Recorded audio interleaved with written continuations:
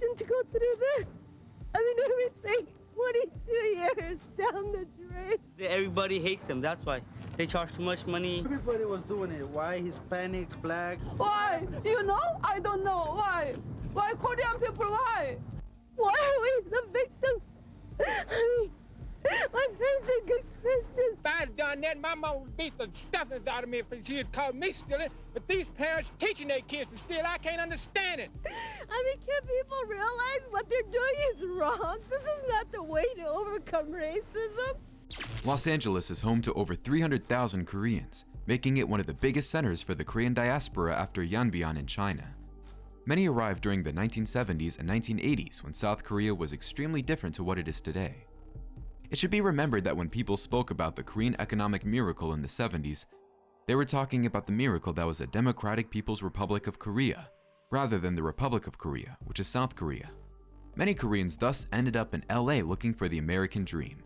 Because of lack of work opportunities and limited money, many of the Koreans that ended up in LA found themselves clubbing together and purchasing shops and stores that were predominantly in the black areas of the city, usually from white owners that wanted to leave. This meant that stores cost less, but were in locations that tended to suffer from a higher rate of crime. But back to the topic at hand. The term rooftop Koreans refers to those Korean shop owners and community members who participated in defending the Korean community and their stores during the riots of 1992. Now, what riots exactly are we talking about? Let's find out. Los Angeles is burning.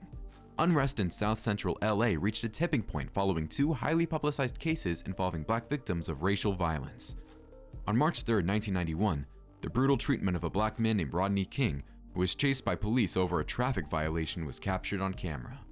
Then, 2 weeks later, a 15-year-old black teenager named Latasha Harlins was slain by a Korean-American store clerk. Claimed that the girl was trying to steal a bottle of orange juice. She was not. Blacks say that's the problem. I'm not surprised that the Koreans got targeted because and they just don't seem to have any respect for the black community. Prices are high, their attitude is wrong. You know how it all started? The first thing when a girl got killed from the Oriental. Is shot and killed by a Korean store owner, Soon Ja-do. March 16, 1991. Latasha Harlins, a black teenager, Do is convicted of voluntary manslaughter, but is sentenced only to parole and a small fine. And so the slow burn had already begun between the financially troubled community and the new arrivals. Even though they were separate incidents, the racism inherent in these acts of violence weighed on the neighborhood's black residents. Already suffering from systemic discrimination that kept them in poverty, it didn't take long before the initial sparks of discord turned into complete civil unrest. I mean, the people were pissed then. The black community is outraged and remembers. What, 6 months probation? What tipped the scales completely was the April 1992 acquittal of the 4 officers accused of beating Rodney King. Los Angeles and the rest of the state saw some of the worst riots in its history breaking out as a result. The verdict was seen as a continuation of the racism experienced by black people, with a nearly all-white jury acquitting the white LAPD officers involved in his beating. The streets of South Central LA quickly devolved into chaos, following what many saw as an unjust outcome.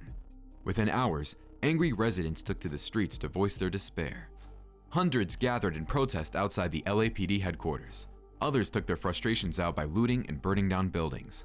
Looters and arsonists unfortunately targeted many local buildings, including Korean-owned shops. The rage shifted. What started as a protest movement about the acquittal of the cops who beat Rodney King quickly turned into anarchy. Arson, slayings, and looting were rampant, and the situation in the area, regardless of race, rapidly went out of control. In addition to property damage, plenty of physical violence ensued. Angry mobs targeted a Chinese immigrant named Choi Si-choi and a white trucker named Reginald Denny and beat them during live coverage of the riots. A gunshot, everyone got back to their car, just left the place. It was April 29, 1992. I was staying in my store as an actual store manager. We are pretty much on our own, so what should we do? So, no option. We have to defend our store. So only one thing in my mind was the mission, to protect our Korean people as well as Koreatown.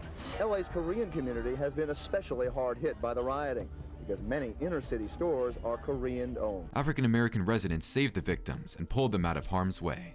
The 1992 LA uprising lasted for 5 days. According to resident accounts, law enforcement did little to quell the unrest.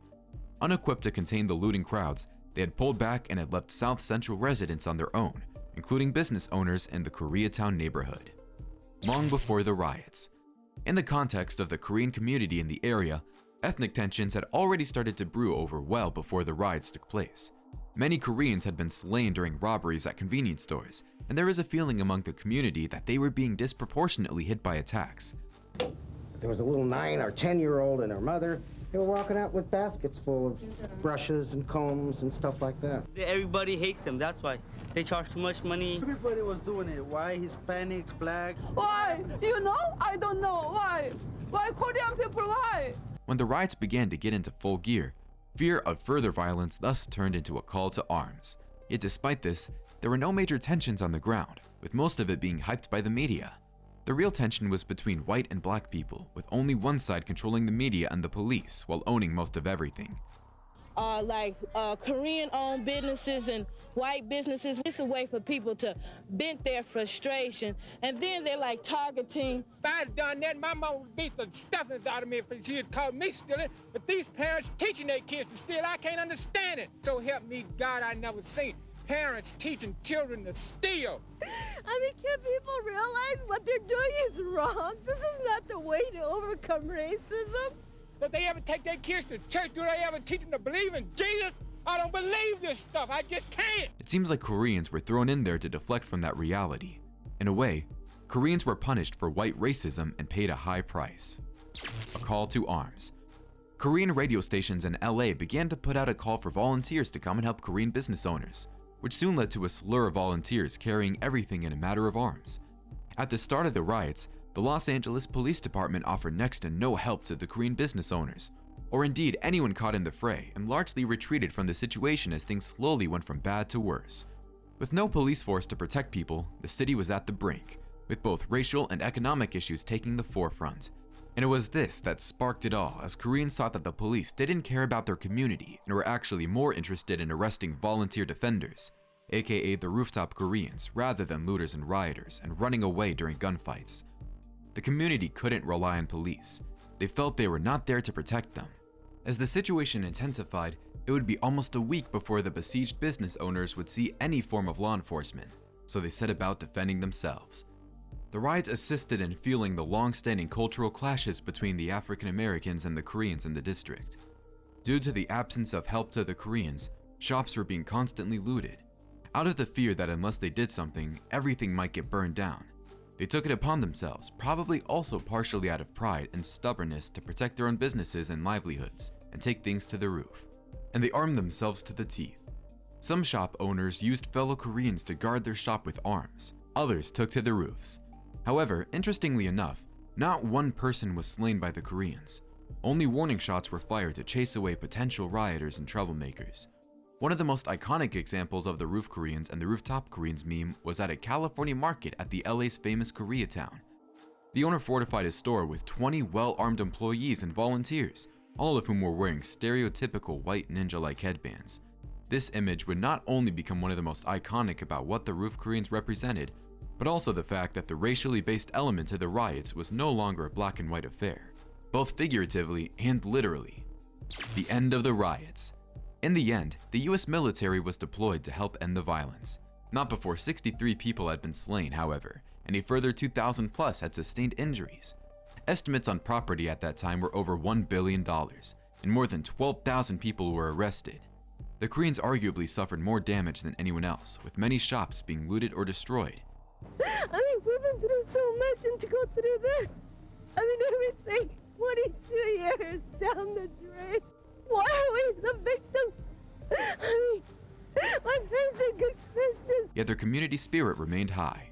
Depictions of the armed Korean American store owners on rooftops would come to define the LA uprising and still spark mixed reactions today. Some interpret the roof Koreans as gun-toting vigilantes, rightfully defending their properties. Others viewed their aggression towards the predominantly black crowds as the embodiment of anti-black attitudes that exist in Asian communities. It's not right. I don't think it's right. I don't care about the racism. I don't care anything. But it's not right, okay? It's not right to break inside and get any stuff, you know?